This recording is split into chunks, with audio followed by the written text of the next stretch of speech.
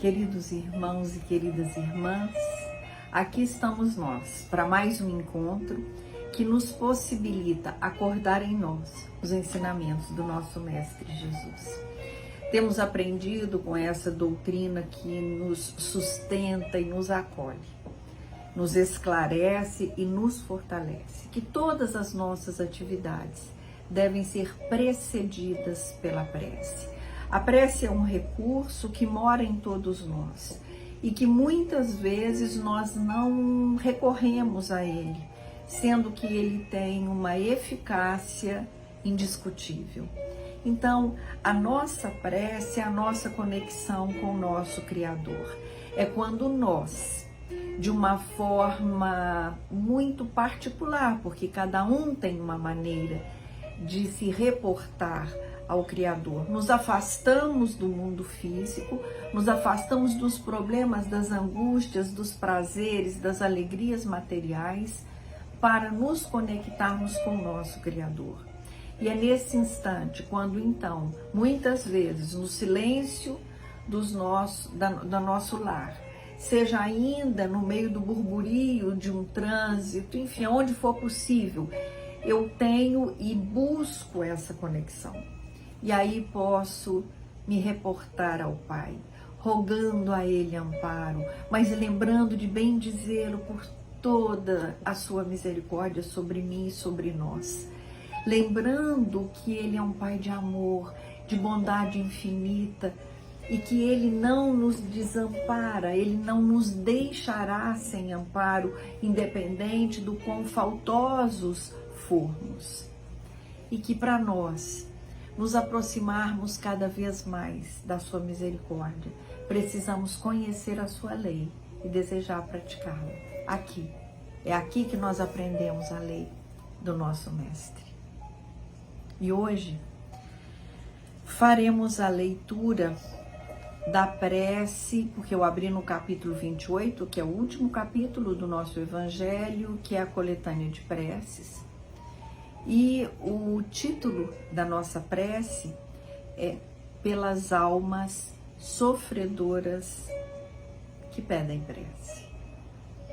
Então, vejamos o prefácio dessa prece. Diz assim: para se compreender o alívio que a prece pode proporcionar aos espíritos sofredores, é preciso saber de que maneira ela atua, conforme foi explicado anteriormente no capítulo 27. Aquele que se acha compenetrado dessa verdade, ora com mais fervor pela certeza que tem de não orar em vão. Então aqui há uma explicação.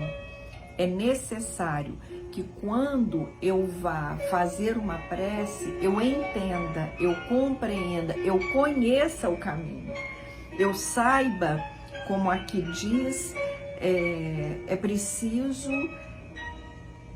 que eu saiba como a prece atua. Então, a prece é o bálsamo. Quando algo muito dorido está em mim, a prece vem e ela é balsâmica, como aliviando aquela dor, aquele desconforto. É isso que a prece faz. E a eficácia da nossa prece, ela vai estar sempre relacionada com o nosso entendimento. Então, quando eu compreendo, quando eu sei que a prece trará para mim este alívio, trará para mim este conforto e este entendimento, aí eu estou pronta para orar. Porque eu não vou orar impondo condições. Eu vou orar compreendendo que estou passando por um momento de dificuldade e provação e eu quero muito ajuda para que eu consiga passar esse momento e que eu aproveite do aprendizado que a dor que eu estou vivendo nesse momento me proporciona. E olha o que diz a prece. Deus, clemente e misericordioso, que a tua bondade se estenda sobre todos os espíritos que se recomendam às nossas preces e particularmente sobre a alma de fulano de tal. Então aqui é quando eu posso fazer uma prece para pedir por outra pessoa que esteja em sofrimento. Aqui só um esclarecimento, né? Ele diz pelas almas sofredoras. Qual é o nosso entendimento de alma? Alma é o espírito que está encarnado.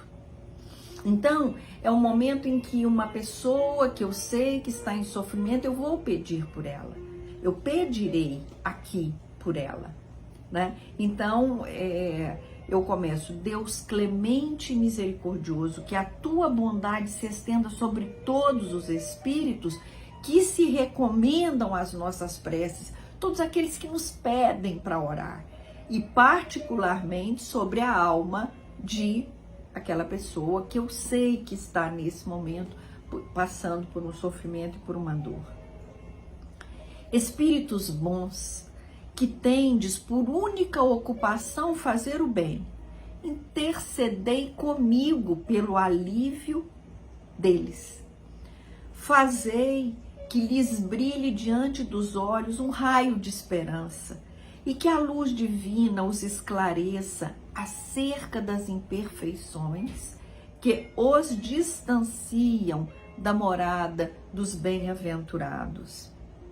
Abri-lhes o coração ao arrependimento e ao desejo de se depurarem, a fim de lhes apressar o adiantamento.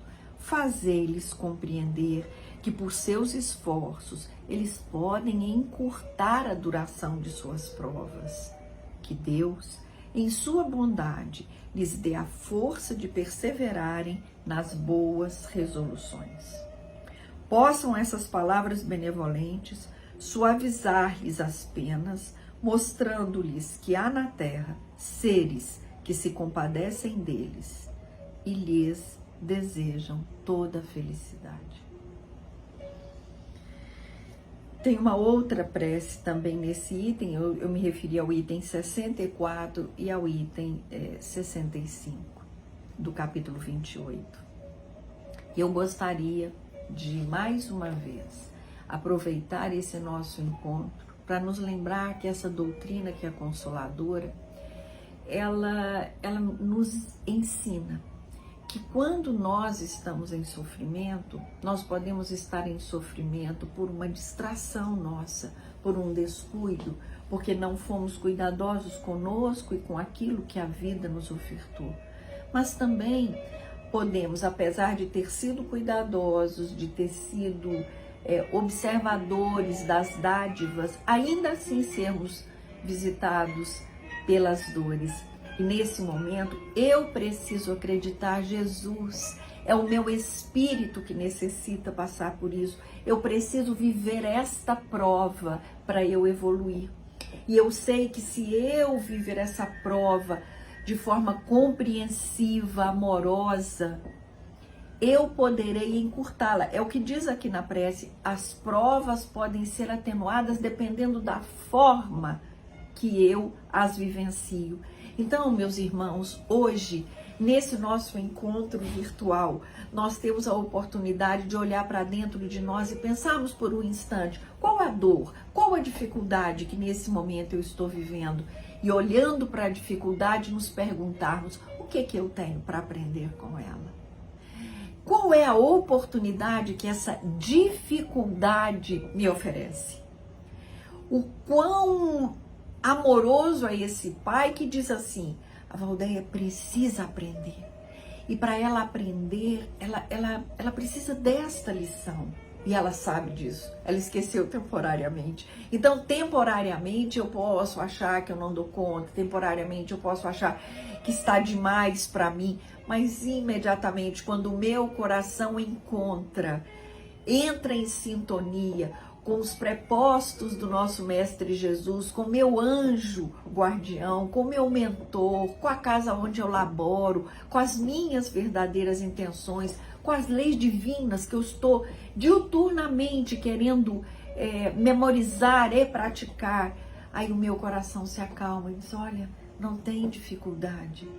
Ao invés de eu me preocupar com o final da prova, eu quero me ater ao a como eu estou realizando essa prova, o quanto eu tenho me esforçado para que ela seja realizada de forma plena, que ela seja realizada de forma amorosa e fraterna.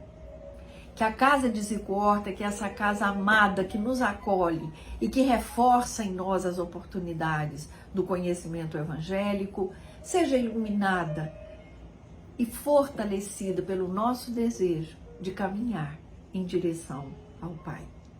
Graças a Deus.